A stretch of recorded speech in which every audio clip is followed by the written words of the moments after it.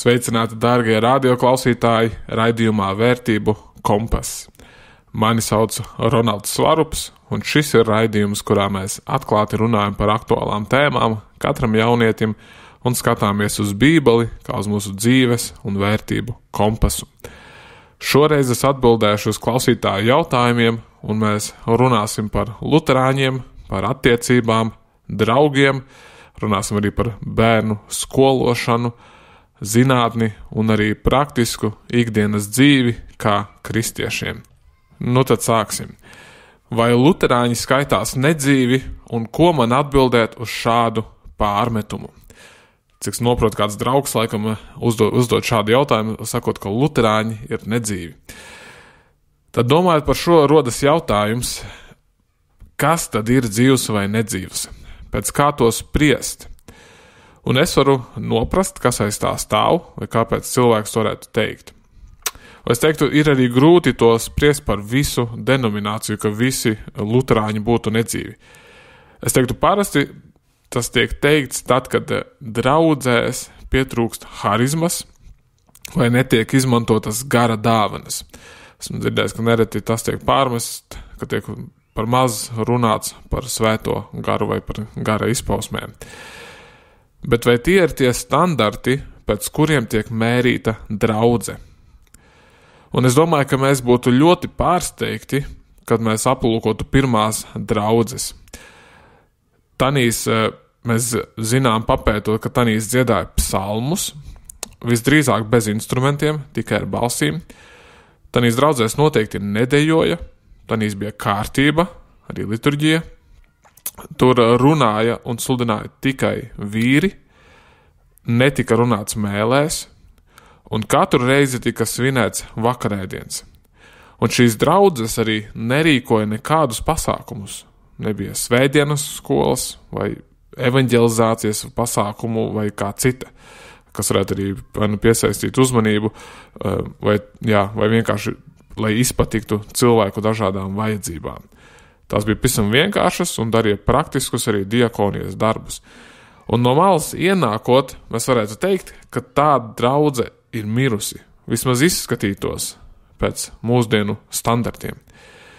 Bet no otras puses, Bībelē mēs redzam korintiešu draudzi, un tur mēs varam teikt, tur notika viss. Tas bija kā tirgus laukums. Tur darbojās visas dāvanas, tur arī kārtīgi tika grēkots dažādākajos veidos.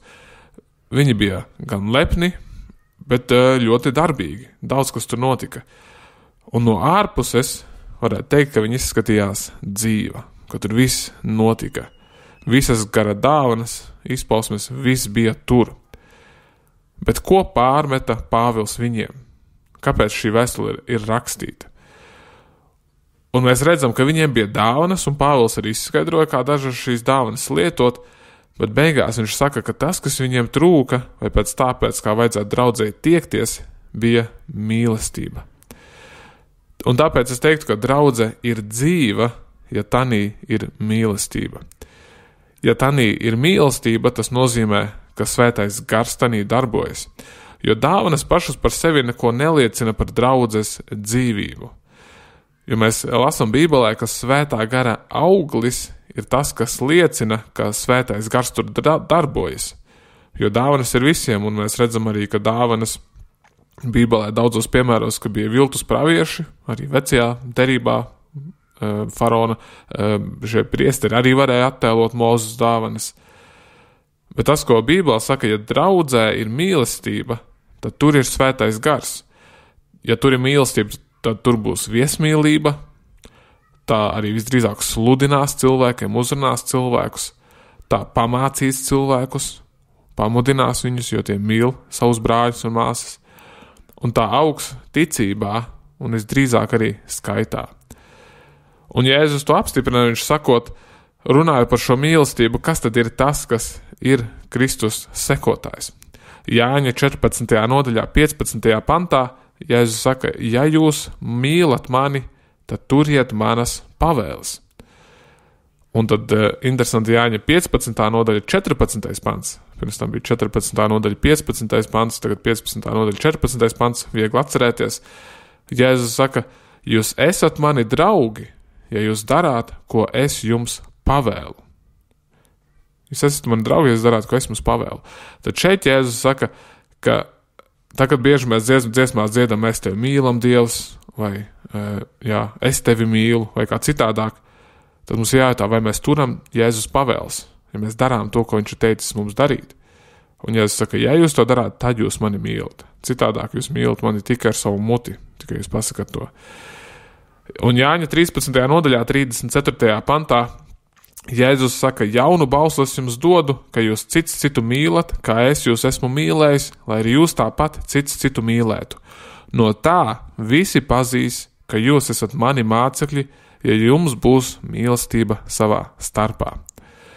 Tātad mīlestība, visa pamatā ir mīlestība. Un Mateja 7. nodaļā arī citviet Jēzus saka šos skarbos vārdus, no kuriem daudziem ir bail, un arī es domāju regulāri reizēm par tiem, kur Jēzus saka, ka daudzi uz mani sacīs tanī dienā, kungs, kungs, vai mēs tavā vārdā neesam nākošās lietas sludinājuši, vai mēs neesam tavā vārdā velnus izdzinuši, vai mēs tavā vārdā neesam daudz brīnumu darījuši. Un tad es tiem apliecināšu, es jūs nekad neesmu pazinis, ejiet nost no manis, jūs ļauna darītāji. Tāpēc ik viens, kas šos manus vārdus dzird un dara, pielīdzināms gudram vīram, kas savu namu cēla uz klints. Un tad seko līdzība par 2 vīriem, kuri cēla viens uz smilts un viens uz klints savu namu, un kad nāca vētras, tad tas nams uz smiltīm sabruka. Tas, ko Jēzus saka, ka to, ko viņš saka, velnu izdzīšanas un brīnumi, ka tas viss, ja tas tiek pārmērīgi darīts, jeb tiek pārmērīgi uzsvērts, tas ved prom no Kristus un no tās pamatmācības, un tā ir būvēšana uz smiltīm, uz lietām, kuras nepastāv grūtībās. Un ja draudze ir dzīva, patiesi, tad tanī būs mīlestība, tā klausīs Dieva vārdam un Jēzus pavēlēm, un kā Jēzus šeit saka, tie dzird manus vārdus un dara. Tie lasa Bībeli un dara, tie pazīst vārdus. Un tāpēc harizmātiski var tikt sludināta patiesība, bet arī maldi.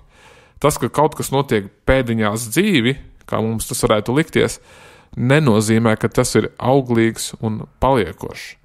Un es domāju, mēs būsim pārsteigti par cilvēkiem, kuriem būs lielāka manta debesīs kā mums, dievbijīgiem, nepazīstamiem cilvēkiem, kuri ir uzticami kalpojuši Kristum, kuriem nav nedz TikTok konti vai Twitteri vai kā cita.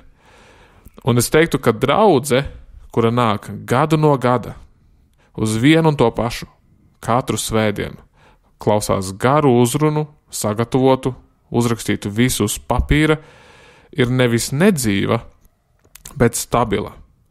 Un cerams, viņa aug arī ticībā, un cerams, ka tiek sludināts arī patiesa Dieva vārds. Bet padomājiet, kas uztur šādus cilvēkus? Jo harizmātiski un emocionāli ir viegli uzturēt cilvēku, viegli viņu ir uzpumpēt, bet kāpēc šis cilvēks nāk uz draudzi 10, 20, 30 gadus? Kādi ir augļi viņa dzīvei? Un bieži mēs tos nezinām, mēs tos cilvēkus nepazīstam, mēs spriežam no ārpuses. Un kādreiz arī tā domāju, līdzīgi kā varbūt šis cilvēks, kurš izteica šādu apvainojumu. Un es zinu tantītes, kundzītes, kuras pārzina Bībeli no galvas, kuras ir ļoti bibliskas, kuras pārzina vienprātības grāmatu no galvas, ticības apliecības, un viņas nevar izšaubīt nekas. Neviens maldu mācītājs neko nevarēs viņām pateikt, kas nestāv Bībelē. Jo viņas ir stabilas, viņas pārzina Bībeli, pārzina ticības pamatus. Un tāpēc mums reizēm ir ļoti jāizvērtē, un es neesmu pret harizmātiskiem cilvēkiem, nekādā ziņā nē. Man vienkārši reizēm liekas, tas uzsvars ir nepareizs, tiek nepareizi uzsverts. Citi pārmērīgi uzsver liturģiju, citi pārmērīgi uzsver kristību, citi pārmērīgi uzsver otrreizējo kristību vai svētā gara dāvanas, bet galu galā visas šīs lietas, vai tas būtu vakarēdiens vai citas tēmas, ja tās tiek pārmērīgi uzsvērtas, viņas ved prom no evaņģēlija, ved prom no Kristus un var aizvest maldu mācībās. Jebkura no šīm tēmām vai jebkura cita tēma. Viss, kas ved prom no Kristus, ved projām, un tas nav šis stabilais pamats. Tā kā uz to mums jāskatās. Labi, nākamais jautājums. Kā draudzēties draudzē? Ko dara draugi? Vai vienīgais draudzības iemesls ir evanģelizācija? Jā, tāds interesants jautājums. Te varētu jautāt vispār, kam tad ir nepieciešami draugi. Man liekas, ir tāda maz, varbūt, konfūzija vai neskaidrība. Bet es teiktu, ka labs draugs ir vajadzīgs tādēļ, jo viņš tevi ceļ. Galu galā tas ir labs draugs. Un viņš būs gatavs arī pavadīt laiku ar tevi vienmēr. Viņš draudzēsies ar tevi vienkārši tāpēc, ka jūs esat draugi. Un nevis vienmēr, es domāju, ne visu laiku, bet viņš vienkārši būs gatavs būt draugs tāpēc, ka tu esi, ka jūs esat draugi. Un ja šis draugs nav kristietis, tad noteikti būtu labi, ja tu varētu vest šo draugu pie ticības, jo tas būtu labākais, ko tu varētu darīt viņa dēļ, viņa labā. Bet ir svarīgi saprast, ka šim draugam nevajag kļūt par misijas objektu. Un to cilvēks uzreiz jutīs, ja katru reizi tu tikai sūtīsi viņam tur bībeles pantus un citādi. Un varbūt pēc tam, viņš nāks pie ticības un to novērtēs un arī pateiksies. Bet svarīgi, ka varbūt pārāk to nespies, bet ja draugs vēl nesaka vienmēr nē un pacieš, un to es teiktu, tad jābūt arī atklātam un arī jāstāsta tās lietas, un švēlas vēl ziem būt tavs draugs, tad tas ir labs draugs. Ir svarīgi viņu paturēt, ka viņš tevi neaizstum prom, bet parasti esmu ievērojis, ka šādi draugi, ja tu runā par ticību vai viņi uzzina, ka tu esi kristietis, tad viņi paši attālinās no tevis. Bet ja tev ir draugs, kurš nav ticīgs un viņš neattālinās no tevis, es teiktu, tas ir arī labs draugs, noteikti paturi viņu un pie iespējas centies arī liecināt viņa paša dēļ, cik vien arī iespējams, bet nepārmērīgi. Un mums jāsaprot, ka mums arī draugi ir nepieciešami un ir svarīgi, ka katram ir vismaz kāds labs draugs. Un sakot, atbildot uz to, kā draudzēties draudzē, es īsti to neizpratu, bet es domāju, ka draudzē var draudzēties kā visur. Varbūt reizēm mums liekas, ka mums ir nepieciešams būt draugos ar visu draudzi. Un to es teiktu, tas ir neiespējami, bet draudzē būtu svarīgi, ka ir daži cilvēki, un arī būs tie tuvākie, varbūt kāds viens tuvāks cilvēks, un es ieteiktu vienkārši ieguldīt šī cilvēkā un veidot attiecības, tādas draudzīgas attiecības kā visur citur. Var sarakstīties, satikties, darīt lietas kopā. Vienkārši kāds ikdienišķas lietas, tam nevajag būt visam par un ap draudzi. Tā var būt vienkārši normāla draudzība kā skolas laikos. Kāds man jautāja arī, kas tas ir par džinglu šim raidījumam. Īstenībā es nezinu, kad šis raidījums tika izveidots, man viņu piedāvāja, bet kad es to uzzināšu vai ja pēc tam dabūšu atbildi, tad es pievienošu pie šī raidījuma piezīmēm. Tad tālāk šeit bija vairāki jautājumi, es tagad neatceros vai no viena autora vai no dažādiem, bet saistībā ar zinātni. Un es tos sagrupēju kopā un es šos tagad nolasīšu. Kā baznīca attiecas pret zinātnes sasniegumiem? Kā kristīgā ticība attiecas pret zinātniskajiem pierādījumiem? Mūsdienās baznīca vairs nenoliedz, ka ir citas planētas, galaktikas un ka Zeme griežas ap Sauli. Tas vairs nav iespējams. Līdzīga situācija ir ar daudzām zinātnēm. Kā to izskaidrot? Vai Darvina teorijas piekritēji var būt kristieši? Plakanās Zemes un citas sazvērstības teoriju piekritēji ir īstenāki kristieši. Tad šāds jautājums, drusku provocējošs jautājums, īsti neizprotu to pilnībā, taču mēģināšu to atbildēt. Kristietība savā būtībā nav pret zinātni. Tieši pretēji. Tā ir faktos pamatota, un Bībele arī tiek rakstīta kā zinātnisks vai tāds vēsturisks dokuments. Tas viss tiek pierakstīts no tāda vēsturnieku skatījuma. Un arī Kristus augšām celšanās ir viens no dokumentētākajiem notikumiem, kāds mums ir antīkajā vēsturē. Tas ir ticis arī aprakstīts vairākos avotos ārpus Bībeles. Tāpat arī vairākiem vecās derības notikumiem ir atrasti arheoloģiski pierādījumi. Un tad cilvēki regulāri tos atrod un ir pārsteigti, ka tomēr tas, kas ir rakstīts Bībelē, ir patiesa. Un mums seminārā mācīja arī par dažādām tādām zinātniskām lietām, par dinozauriem un gēniem un daudziem tādiem tipiskiem jautājumiem, kurus cilvēki uzdod. Un Un šie bija ļoti gudri doktori. Tie bija pētnieki, kuri arī paši praktiski nodarbojās ar šo lietu izpēti, un tas interesantais bija tieši, jo vairāk viņi pētīja lietas, jo vairāk viņi nonāca pie tā secinājuma, ka ir jābūt kādam radītājam, ka tas nevar viss vienkārši tāpat par sevi būt radies, ka ir jābūt kam lielākam, un tieši caur zinātni viņi nonāca pie ticības. Runājot par šo tēmu, ir pieejamas arī daudzas dažādas grāmatas, un es ieteiktu vienkārši pameklēt, paskatīties un saprast, ka kristietība ir ļoti pamatojama, un arī daudzas lietas, kuras mums tiek stāstītas, es teiktu, mēs neesam gana iedziļinājušies. Un te man liekas, ir jāiziet no tāda ticības skatījuma. Jautājot uz šo jautājumu, vai darvinisma piekritēji var būt kristieši, es teiktu, jā, var būt, bet tad rodas jautājums, ja tu sāc noliegt vienu lietu pēc otras Bībelē, kur tad ir tā robeža?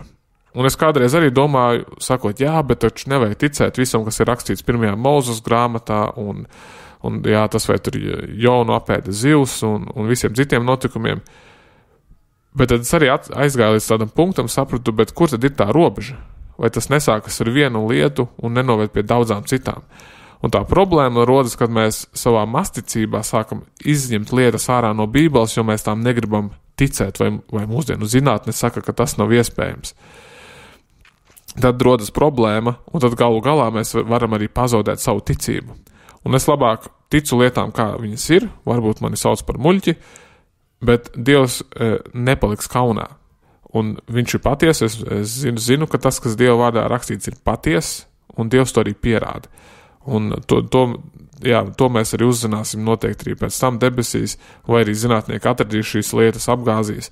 Un tad mēs uzzināsim, ka tomēr tas, ko Dievs ir teicis, tas ir paties. Un arī liela daļa zinātnieku ir bijuši kristieši. Piemēram, Blejs Paskals, Galilejs, Keplers, Ņūtons un daudzi citi.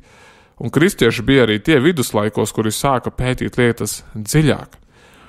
Un es saprotu, ka baznīca daudz ko noliedza, to es laikam no šī jautājuma varu noprast, bet to es vainotu uz tā laika tādu ignoranci, nevis uz kristietību kopumā.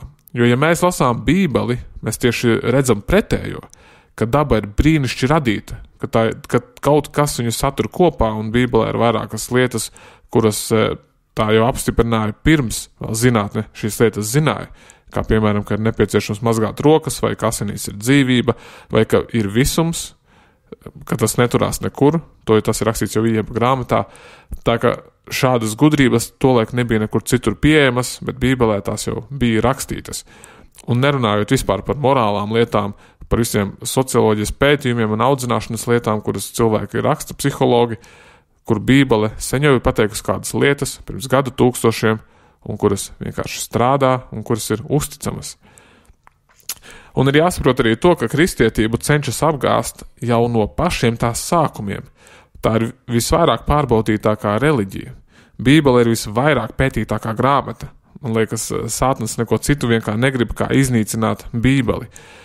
Un cilvēkiem vēl aizvien to nav izdevies apgāst. Kaut arī viņi dažādi cenšas, bet vienmēr ir apskatās vienmēr argumenti pret, kas šīs lietas noliek, ja tās dziļāk papēt. Un Jēzus ir teicis, ka Dieva vārds nepazudīs līdz pasaules galam, un kristietību nav bijis iespējams iznīcināt, un to Dievu piedzīvo vēl aizvien tūkstošiem miljoniem kristiešu katru dienu. Un tas ir kaut kas īpašs, un tas vien pierāda to, ka kristietība ir patiesa un ja nav pret zinātni. Tur runājot par šo plakono pasauli un ko citu, reizēm liekas gan, ka daudzi kristieši uzķeras uz dažādiem maldiem un konspirācijas teorijām.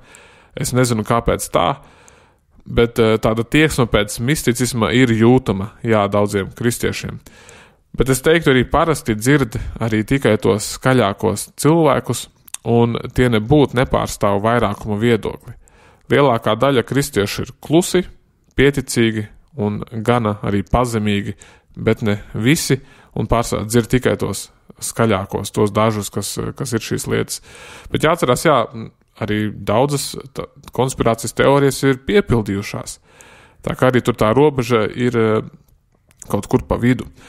No otras puses, problēma ar mūsdienu zinātni ir par to runājot, ir tā, ka mūsdienu zinātne izslēdz visu pārdabisko.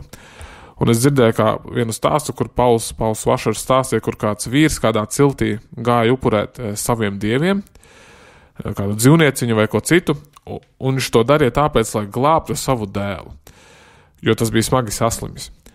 Un blakus bija ārsts, un viņš smējās par šo vīru, bet viņi abi kļūdījās. Viens redzēja, šis ārsts, tikai materiālo pasauli, bet otrs redzēja tikai garīgo, un gāja pēc palīdzības pie ļauniem gariem. Sanāk, viņš kļūdījās divās vietās.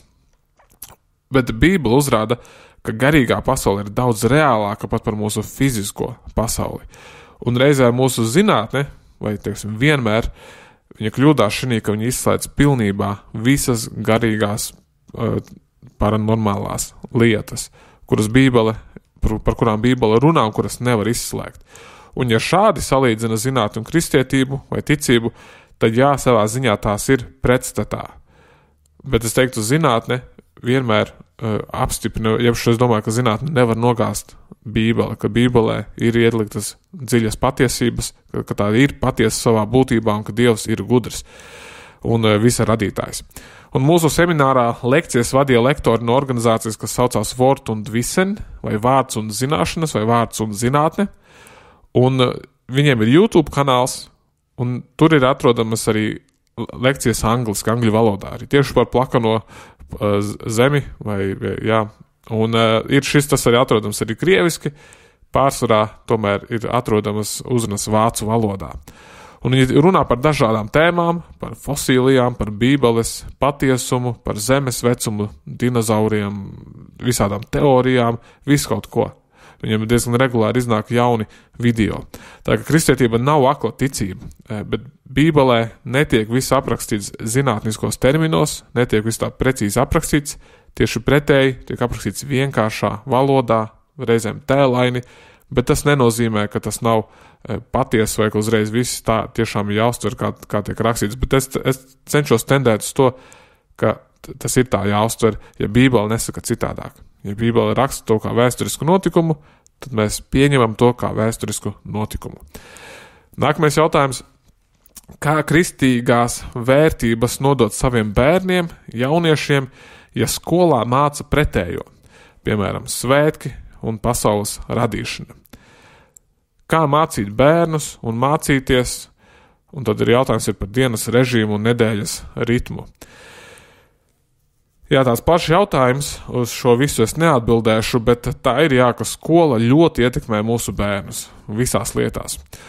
Un Vūdijs Bauhmans juniors ir teicis, mēs nevaram turpināt sūtīt savus bērnus izglītoties pie Cēzara un brīnīties, ka viņi atgriežas mājās kā romieši.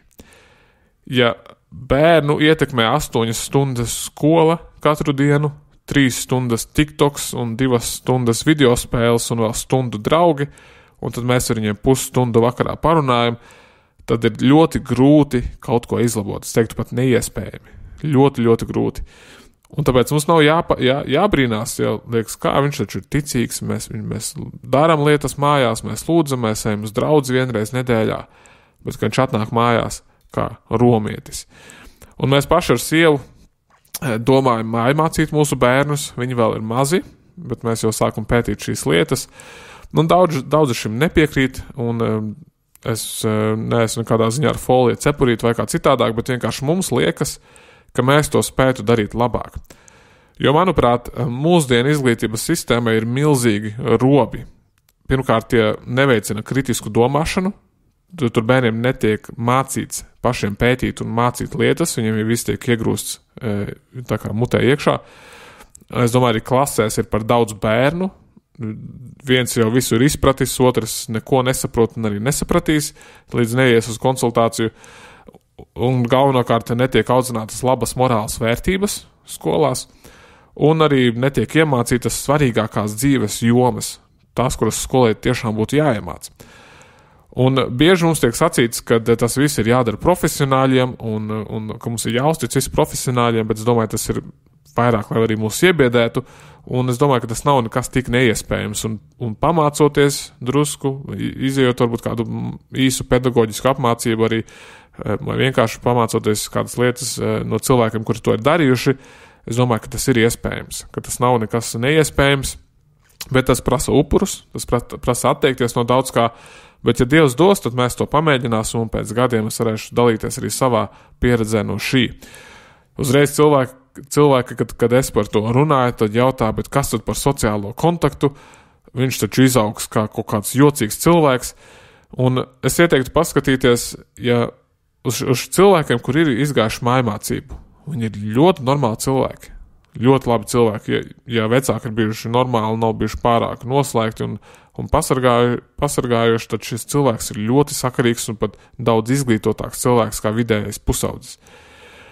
Bet runājot par sociālo kontaktu, cik tad daudz kontakta ir skolā? 10 minūtes starpbrīžos varbūt. Un pārsvarā tur notiek mobbings, vai visi sēž tikai telefonos un dala viens otram dažādas lietas, tikai pārsūta perversības un spēlē spēles un tā tālāk. Pārsvarā es redzu, skolā notiek vairāk mobbings kā socializēšanās. Un mums arī uz jauniešu vakariem nāk 2 jaunieši, kuri mācās attālināti tieši mobbinga dēļ. Un es arī neuzskatu, ka tas ir labākais variants sēdēt mājās vienam pašam pie datora ekrāna visu dienu un mācīties attālināti. Un es tāpat domāju savus bērnus iesaistīt dažādās aktivitātēs un draudzē dažādos pasākumos. Un cik es esmu pētījis mājaskolotājus, tad viņi visi to iesaka. Saka, ka tas ir izaicinoši, tas ir grūti, tas maksā daudz naudas, jāatsakās no lietām, bet tas ir to vērts pašu bērnu dēļ. Un esmu dzirdējis, kur arī daži saka, ka tīņa vecums ir nieks, ka tas nāk kā viegls, jo bērnam tiek uzliktas atbildības, viņš tiek uzskatīts kā pieaudzis cilvēks, nevis kā bērns, nereti kā tas ir skolas sistēmās, un ir arī lielāka brīvība bērnam, un nereti bērniem arī tad patīk šīs mācības. Viņi labāk var mācīt to, kas viņiem izdodas un padodas, nevis visus priekšmetus vienlīdzīgi. Runājot par to, kā mācīt bērnus un mācīties, to es pats noskaidrošu laikam ejot, kā viņus vislabāk mācīt, to es vēl nemāku pateikt, un tad šis jautājums par dienas režīmu vai nedēļas ritmu, sakot, bērniem ir nepieciešama rutīna. Katrā ģimenē tā ir citādāk, un es nevaru pateikt, kādai tā ir jābūt, bet rutīna un noteikumi palīdz tiem justies drošībā. Bet par šo es ieteiktu paklausīties raidījumu Kristīgajā radio, kas saucās Šī laika bērni, un tas skan pirmdienās 17:15. Tad ieteiktu paskatīties šo raidījumu saistībā ar bērnu audzināšanu. 6. jautājums. Kā sagatavot sevi īstiem cilvēkam? Ļoti labi formulēts jautājums. Nevis kā izmainīt otru cilvēku, bet kā sagatavot sevi. Un pirmkārt, es teiktu, ir nepieciešams lūgt par otru pusīti, tas tomēr ir arī Dieva rokās, Dieva vadībā, Dieva providencē, ka viņš šīs lietas kārto. Otrakārt teiktu, lai sevi sagatavotu priekš otra, svarīgi ir lasīt Dieva vārdu un ļaut tam sevi veidot. Tā, man liekas, arī svarīgākā īpašība, kur ir jāskatās otrā cilvēkā, vai viņš ir gatavs sevi veidot vai ļaut sevi mainīt Dieva vārdam. Tas ir pats svarīgākais. Treškārt, strādāt pie savām nepatīkajām īpašībām. Tā kā pie rakstura īpašībām, bet arī fiziski. Un te es domāju, te ir tādas lietas, par ko daudz netiek varbūt runāts pie kristiešiem, bet ir svarīgi kopt sevi.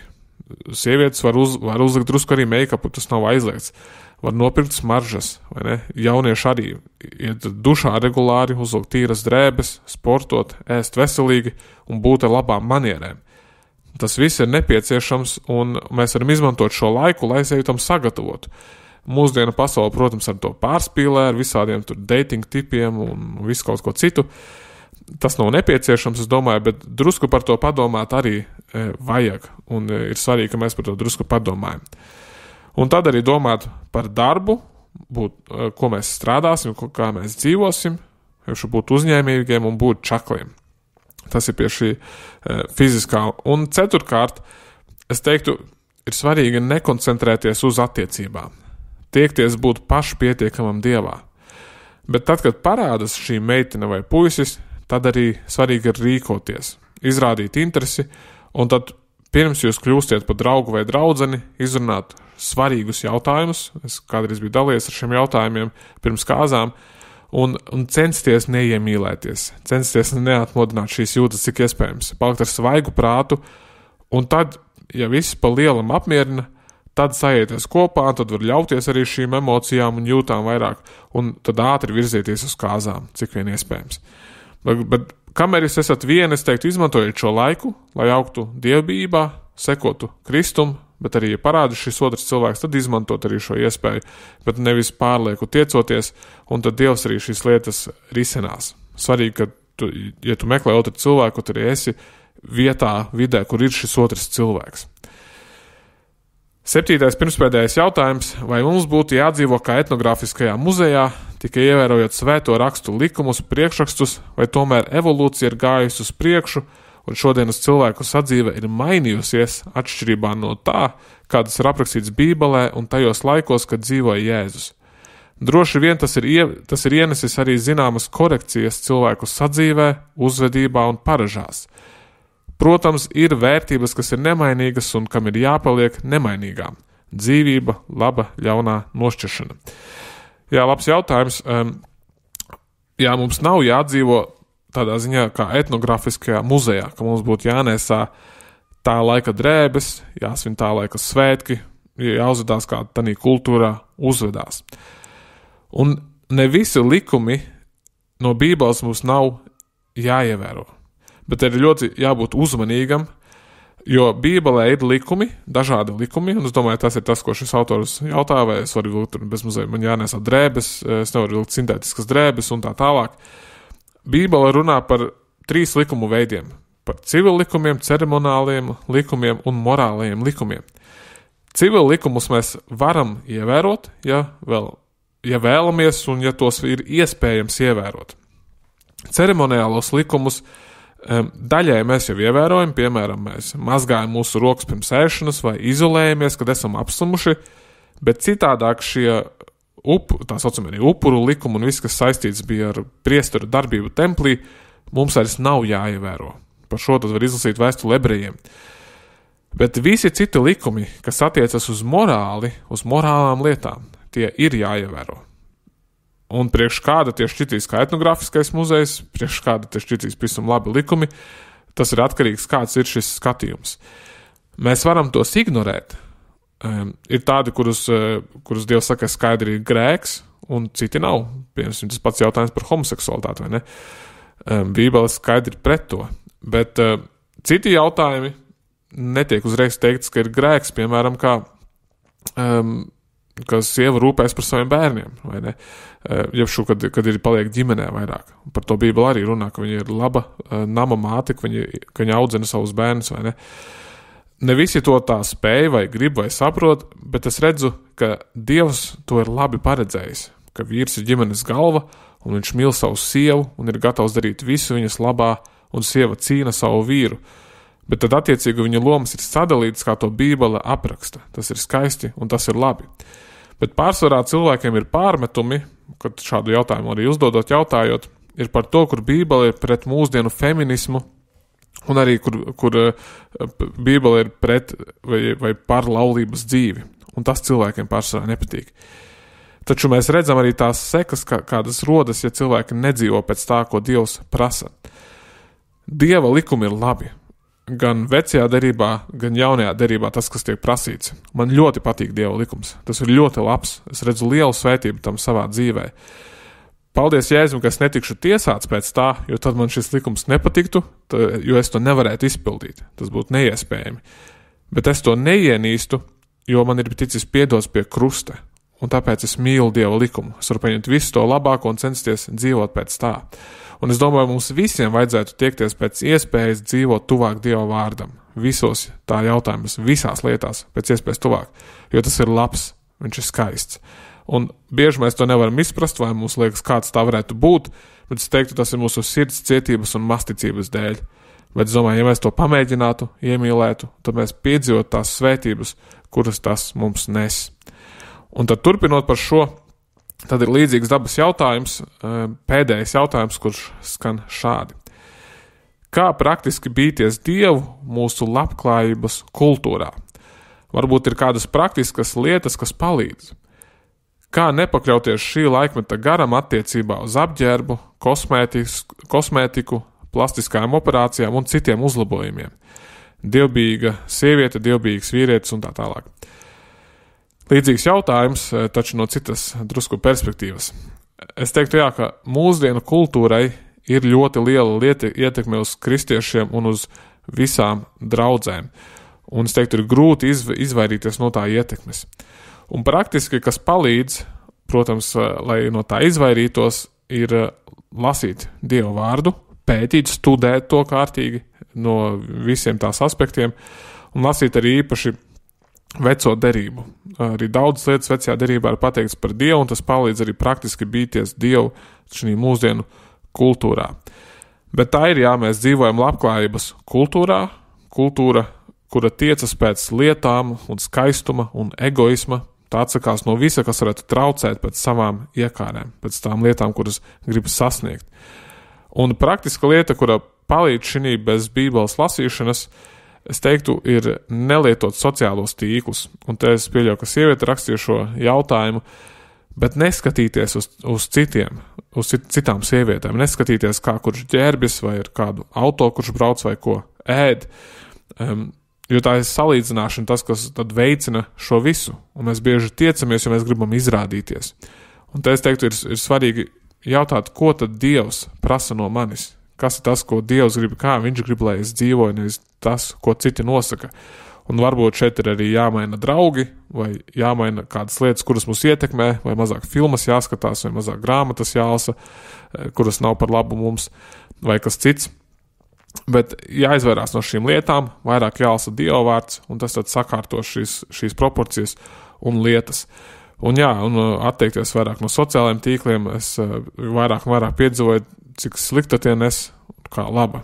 Izņemot, ja tev ir bizness un tu vēlas ar to pelnīt, tad droši, bet citādāk es īsti vairs viņam jēgu neredzu, man dzīvē ir tikai labāk, kad es tos īsti nelietoju. Šie bija visi jautājumi pagaidām, un ja tevi iedrošināja šis raidījums, tad aizsūti to kādam, kuru tas varētu iedrošināt. Šis raidījums, tiem, kas nezina, ir pieejams arī Spotify un arī citās raidierakstu vietnēs ērtākai klausīšanai. Un paldies katram, kurš ir atstājis savu atsauksmi, un visa veida atsauksmes es to ļoti novērtēju arī par jūsu vērtīgo laiku un par jūsu ieguldīto laiku un par jūsu viedokli. Un ja tev ir turpmāk kāds jautājums, vai tu vēlētos arī atstāt kādu ideju nākamajām tēmām, nākamajiem raidījumiem, tad tu vari man to uzrakstīt, apmeklējot mājaslapu ej.uz/vērtību kompas, rakstot to visu kopā un bez garumzīmēm, un tur būs anketa, kuru būs iespējams aizpildīt. Bet noslēgumā lūksim. Paldies Dievs par šo raidījumu, par šiem cilvēkiem, kuri uzdeva šos jautājumus, un es lūdzu, Dievs, ka šīs sniegtās atbildes būtu no tevis, un ka tās celtu, un ka tās stiprinātu šos klausītājus ticībā. Un es lūdzu, lai tavs prāts notiktu mūsu dzīvēs. Uzklaus arī šo cilvēku lūgšanas, un Dievs darbojas mūsu dzīvēs, lai tava valstība ietu plašumā un izplatītos vairumā, Dievs. Āmen. Sekosim Dievam un Bībelei, mūsu dzīves un arī vērtību kompasam. Jaunieši, īpaši vīri, esiet stipri un droši, un meitenes, sargājiet savu sirdi. Tiksimies nākamajā raidījumā.